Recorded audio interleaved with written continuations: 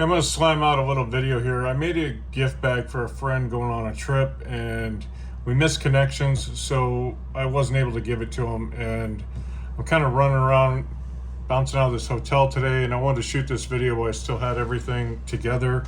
I don't have my tripod, I don't have anything, but I'm going to shoot the video, and you can complain about the quality of the video later, but it's really the content that matters to me. So when you're flying on an airplane, like if you're flying a long distance, I came up with a routine that was pretty effective to keep myself from getting sick. And I used it in 2018 and 19, 20. And this really, a lot of this pertains to really long flights. So if you're flying, 10, 12 hours, I firmly believe in doing little things to mitigate the risks of you getting sick, because if you're spending that much money on a flight, the last thing you want to do is not do one of these and end up sick, and then how much money did you just waste on a flight? Now if you're just going on a short flight, you may not want to or need to be so cautious with everything, but my experience is and talking to other people, when you travel internationally, especially long flights, you tend to get sick more often than just the short jumpers. There's a lot of reasons for that. I'm not a doctor, so I'm not really going to go into all the theories I've been told and heard and thought about, but I'm going to show you what I do and how I pack it, and some tricks for me. So start off with the bag. These bags with the handles, they're great when you're going to. So I use these in a couple of ways, right? First off, you're headed to customs, you've got your carry-on, and then I carry a little bag like this. And then when you get to the conveyor belt, my phone goes in there, my wallet goes in there, my passport, my ticket, everything loose goes in there out of my pockets. And you can do that on the way up to the conveyor belt, so it's just a quick and easy drop, boom, boom. Now, the reason I started doing this is I was going through security and I dropped my wallet there and my passport and all that stuff. And then I got separated in line, and there's a guy standing like right over the bin staring at my wallet, and there's like a couple dollars in change there, a couple of euros. And he's just hovering, like looking straight down, reading everything on my ticket. Just made me uncomfortable. So by doing it in the bag, it solves a lot of problems. The other thing is that when you're headed up to security, you can throw a sandwich or snacks or whatever you want in there, and it's not in your carry-on. And when you get on the plane, it's easy to just slip in. Now, when you're on the plane, I set this on the floor because a lot of planes don't have pockets or it's not convenient. But when this is on the floor, you can just reach down and grab it because it's got the hoops and it stands up nicely. Paper bag stands up nicely between your feet or under your feet. If you're putting it like behind your legs, not in front of your legs, remember the person behind you can or probably will be kicking it. But like if say you've got a book or an extra bottle of water or something, and you want to have it handy and not in your lap, and not a lot of seats don't have pockets now. So this is handy for that. And then I'm gonna go through some snacks and stuff I've got here. Let's start with the wet wipes. So on a long flight, I'll carry 3 wet wipes. This one's for your hands, the wet ones, hands and neck and things like that. This one, as soon as you get on the plane, wipe everything down that you can reach from your seat with this one. And that's just to kill germs, and you're going to be there a long time, and it's just a good habit. Then this one's for the rear end. If you happen to use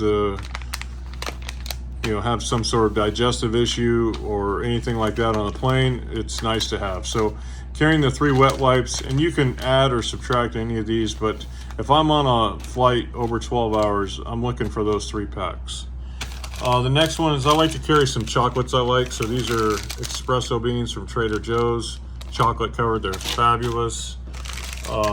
You can get some, these are like salted almond chocolate bites. Any little chocolate. I like the dark chocolates better.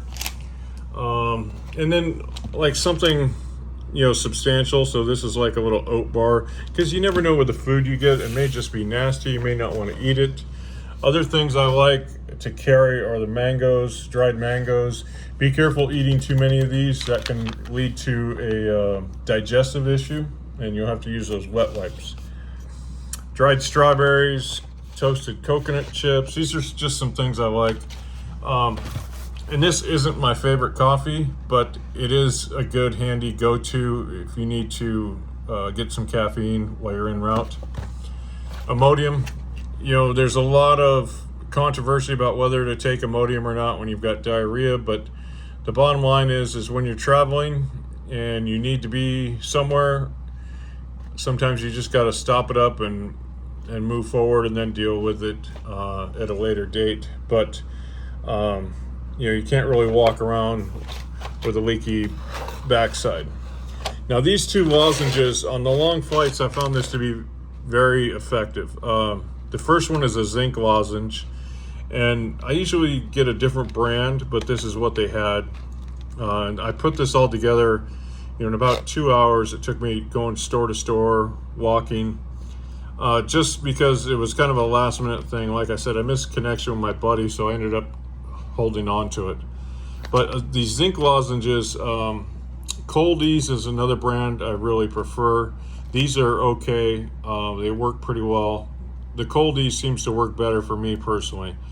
But what this does is you suck on these and it helps kill any cold or, my impression is, I'm not a doctor, but the way I understand it is it helps kill anything that lands in your nose, and keeps your mouth and mucus, helps keep the mouth and mucous membranes moist. Now this is like the sore throat, and you want to get something that's got some burn to it. Again, Cepacol is good. I usually use Chloraseptic, like the little spray. Just a quick cut in here. This is what I actually bought for my trip. I'm on a trip now, and this is my preferred choices, and they work quite well. One or two of these on a 12-hour flight. These I'll do like every hour or two. I'll suck on one just to keep everything moving in my mouth. And then, obviously, I almost forgot, a couple of beef sticks. Any sort of protein is nice to help calm the stomach without giving you like crazy bloating. There's a lot of discussion online and forums and stuff about bloating when you fly and certain foods. So I try to stay away from the starches when I fly. Try to stay away from starches altogether nowadays. But I really found like protein and fruit is really a good go-to. And both of these encourage me to drink more water, which you want to be drinking as much water as you can when you're flying, within reason, of course. And then I always grab a couple extra stir sticks. In a pinch, you can use these as chopsticks. These are the paper-coated stir sticks. And obviously stir your coffee. The other thing you can add is like some powdered drink mix. I can't think of any, but like an electrolyte style, sports drink mix would be another thing. I might add a couple packs of that just in case. But that's my basic go-to. For me, if I'm going on a long flight, the core must-haves are going to be these three, and then these three here. Everything else is like just comfort food and feel. But by doing this, the wipes, especially the Clorox wipe on the table and armrests and everything else, and the zinc lozenges, I really noticed I never got sick on these long flights when I was flying San Francisco to Korea to Manila or Clark in the Philippines. And it's really that international travel where, I get really concerned about catching a cold or something, because, colds are kind of regional the way I understand it. So if they're regional and you're traveling with a bunch of people from a bunch of different regions, anything they're just caught or just getting over, you might pick up from them, and that's a bad scene to be in. And then I always carry coffee of some sort, just because you never know what's going to happen. You know, you may get stuck on a runway for 2 hours like I did in Istanbul. You know, literally sitting on the runway for 2 hours, you know, and I've had that happen for 4 hours before you even move out to pretend to take off, you know, and then they put you back in the gate and sit there for longer. So you never know what's going on there, and you can always get water. If you have a water bottle, you know, they will always refill it on the plane. It's not the best option, but it is doable, right? If you add some coffee, just makes your day a little bit better. Or any sort of drink mix, just makes your day a little bit better. And all this stuff isn't expensive. So this is all just like an insurance policy. So, you know, if I get to where I'm going, probably going to keep all this to come back, right? But if I decide to drop it or leave it in a hotel room, it's not going to break the bank. It's not going to cause me any problems.